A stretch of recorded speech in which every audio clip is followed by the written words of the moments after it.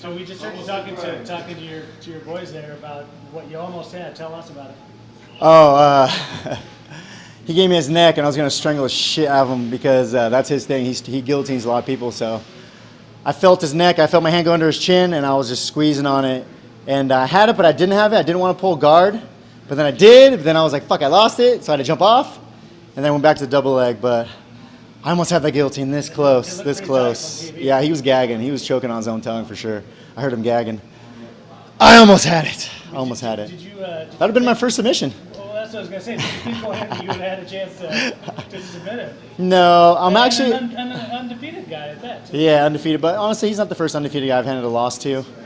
That didn't really bother me. But if I would have got that submission, whoo, that would have been so sweet. That would have been like the icing on the cake right there, the guillotine, because that's his move. That's what he guillotines people. So on paper, if I would have got that. Did you look at odds and stuff like that? I mean, you were, No. Yeah, but what was the odds? I think like 3-1, give or take. 3-1? Oh, dude, I made some people some fucking money. I'm gonna, dude. Someone's taking me out. I made a lot of people a lot of money tonight.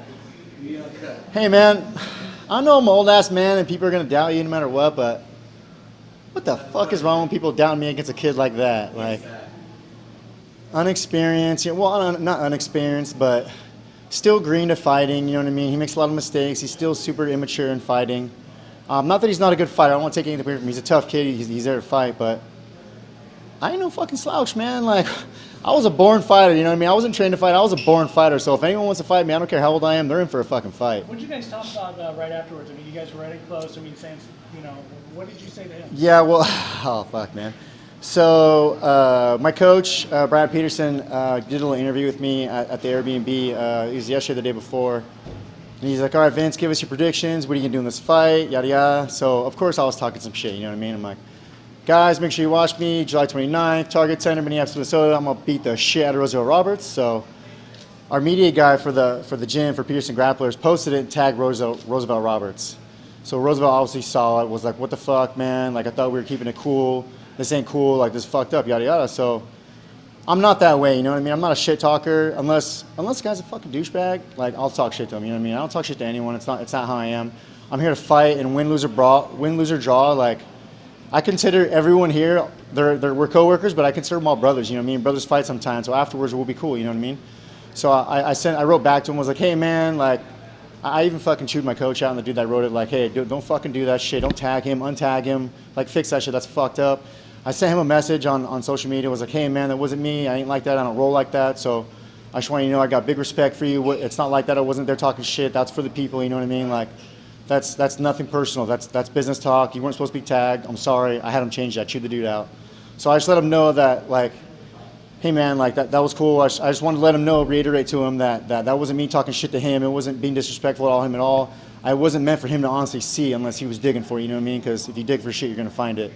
But I just let him know that it wasn't personal, that wasn't intended for him to be tagged, and it wasn't intended for us to deliberately talk shit to his face, you know what I mean? So that's all I said, just give him respect, you know what I mean? Because he's a tough kid, he's done very well for himself, and he'll continue to do well for himself. He's 25 years old, man. The kid's a fucking stud. He's already in the UFC at 25 years old, so he could be the next John Jones, honestly. You don't know yet. You were saying earlier that your experience sort of played a part in this fight. He makes a lot of mistakes. Hindsight's 20/20, of course, and he didn't say this in a trash talk type of way, but he said before the fight he called you very basic. You kind of do the same thing that everybody does. I guess it's fair to say you proved otherwise? I am basic, but try to fucking stop me. You can't stop me. There's a certain thing in this game that people just can't be explained unless you feel it, and it's no matter how basic something is, if someone's good at something and you can't stop it, what the fuck can you do, you know what I mean? Like, I'll give you an example. When I lost to Rustam Kabalov, you know what I mean? That dude is an all-star suplexer, and I couldn't stop it. No matter how many people I trained with and stopped from suplexing me, he still fucking suplexed me and knocked me out. So there's certain things in this game that people have that you just can't stop, and you need to avoid that, you know what I mean? You play in your strengths and their weaknesses, and you know what I mean? That's just the way I see it, you know what I mean? He thought I was basic, and maybe I am basic, but try and fucking stop me. Like, try and fucking stop me. This was his first loss in MMA. What advice would you give someone, I mean, it could be him, it could be someone else, but in his shoes, undefeated fighter, first loss? Don't fight me. I'm going to hand you your first loss, motherfuckers. I don't give a fuck. Everyone wants to fight me, they're in for a goddamn fight. I ain't fucking around in there. I don't care if it's your first loss. You don't have any losses. You're a world champion. I'm there to fight. You know what I mean? My back's against the wall. I'm fighting harder. That's the kind of guy I am. That's the kind of fighter I am. So, you know what I mean? I'm a born fighter. I wasn't trained to fight. I'm a born fighter. So I have something in me that most guys don't have, and that's that fight.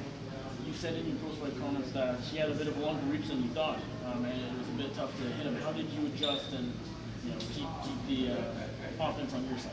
I adjusted by going for his body, kicking his legs, and shooting for the takedown. I honestly didn't think it would be that hard for me to hit him in the head. I thought I'd be able to fake him a little bit and get through, but his defense is pretty impregnable. It was hard for me to hit him in the face. Motherfucker's good. He's got good defense. That's all I could say. Did this win feel even more special than most wins just because, it's been a year off, the accident, a lot of adversity? A little bit, but I always face adversity in my life. You know what I mean? It's not the first time I've had my back against the wall. It was my last fight on my contract, so in my eyes, this was like a make or break fight for me. I had to win this fight. People will tell me, no, you don't have to. You know what I mean? But in my head, in my eyes, that's how it was. It was a make or break for me. My concentration was there. My camp was there. My coaches were there. All my training partners were there for me, and I had a good camp. I had Trifecta doing my meal prep for me. I had the guys with the PI helping me, all through my weight cut and through my training. So I had a lot of support, and honestly, that's what it was right there. Like, that kind of stuff builds you up as a person, as a fighter, and I'm glad I had that. So, all that shit was just good. This fight was a bunch of puzzle pieces coming together and making a puzzle. That's all it was. Is the plan and hope to re-sign with the UFC? Yeah, of course. What the fuck else am I gonna do with myself, man? Like, fighting's all I've ever known, and it's all I know how to do well. So, I mean, I could always get a job in construction doing some shit like that, but is it really what I want to do? Nah. I want to beat the fuck out of people for some money. That's what I want to do. Where do you, with this win, with sort of where you stand, where do you fit into the lightweight division right now? Honestly, I feel like I fit in with the top dangerous guys. You know what I mean? I could fight any of the top 10 guys and be a hard fight for them and take any one of them out in a moment's notice. So I'm no joke. I'm here to fight. You know what I mean? A lot of people bring up my age and ring rust and shit like that, but like I said, I'm a born fighter, and whether I'm 25 or 55, I'm going to fight my way through whatever I have to.